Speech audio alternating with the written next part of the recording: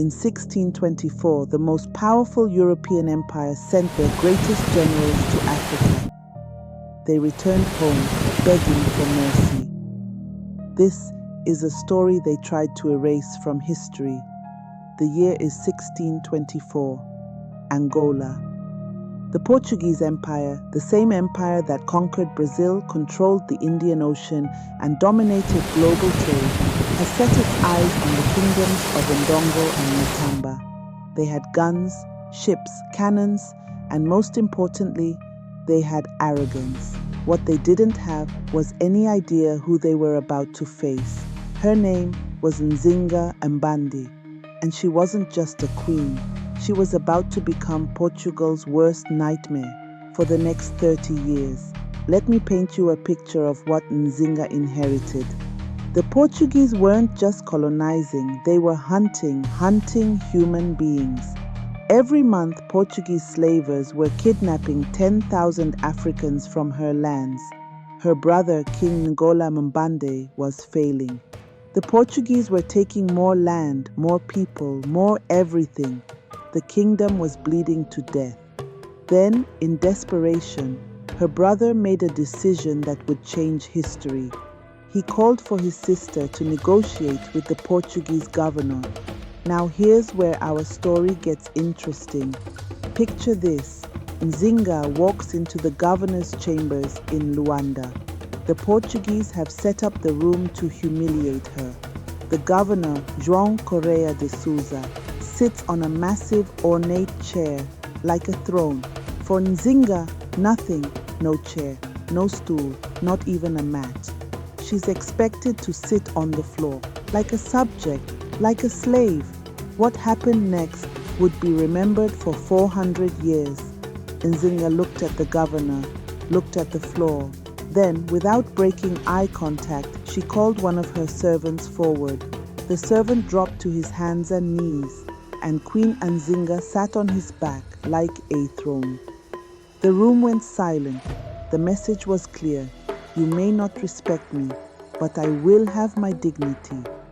For the entire negotiation, 3 hours, her servant never moved, never complained, and Nzinga never acknowledged the insult. She got her treaty. The Portuguese agreed to recognize Ndongo's independence. They would stop the raids, return captured people.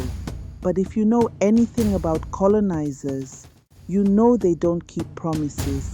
Within months, they broke every agreement, but this time they had made a critical mistake. When her brother died in 1626, some say she poisoned him, but that's another story. Nzinga became queen, and the Portuguese had just made an enemy who would haunt them for decades. What followed was 30 years of the most brilliant guerrilla warfare Africa had ever seen. Nzinga didn't fight like the Portuguese expected. She didn't meet them in open fields where their guns had advantage. Oh no, she turned the jungle into her weapon. Her soldiers would appear from nowhere, strike, and vanish like smoke. When the Portuguese built a fort, she'd cut off their supply lines and starve them out. When they captured slaves, she'd raid the caravans and free them. Then, and this is genius, she trained them as soldiers. She created sanctuary islands. Any slave who reached her territory was automatically free. The Portuguese were losing their merchandise and gaining enemies. But here's my favorite part. Nzinga didn't just command armies, she led them. This queen was on the battlefield in her 60s, fighting alongside her soldiers. Portuguese documents from the time describe her as insurmountable and unconquerable. They tried everything. Assassination failed. Capturing her family, she rescued them. Military campaigns, she destroyed them. By 1640, Portugal was desperate. After 30 years of war, Portugal did something they had never done with an African ruler. They begged for peace. Not demanded, not threatened, begged. The Treaty of 1657 recognized Nzinga as the legitimate sovereign of Ndongo and Matamba.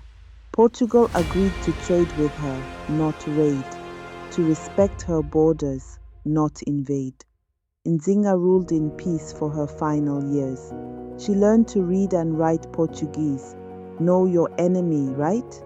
She even converted to Christianity, strategically of course, to remove any excuse for invasion. When she died in 1681, she was 81 years old. She had fought from age 44 to 74, 30 years of resistance. And here's what the colonizers don't want you to know. She never lost her kingdom. Ndongo and Matamba remained independent for another 90 years after her death. Her military tactics were studied and copied across Africa. Her legacy inspired resistance movements for centuries. So why does Queen Nzinga's story matter today? Because she taught us that dignity is non-negotiable. When they tried to make her sit on the floor, she created her own throne. Because she showed us that resistance doesn't always mean meeting force with force. Sometimes it means being smarter, more strategic, more patient. Because every African girl who's told leadership isn't for women needs to know that a woman held off the Portuguese Empire for 3 decades, and that servant who became her throne, when offered freedom afterwards, he chose to stay. He said serving a queen who refused to bow was the greatest honor of his life. They tried to erase her story.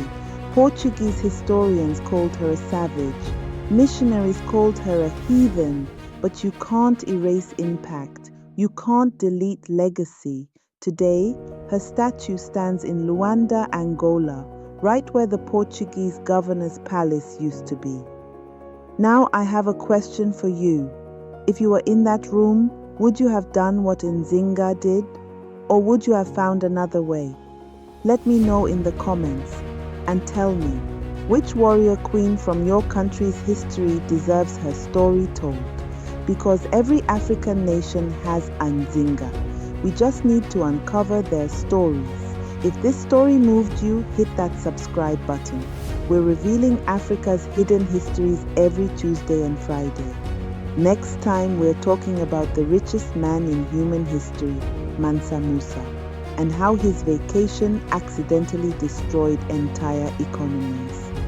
Until then, remember, they told us we had no history worth remembering. They lied. This is ancient Africa revealed, and the truth will set us free.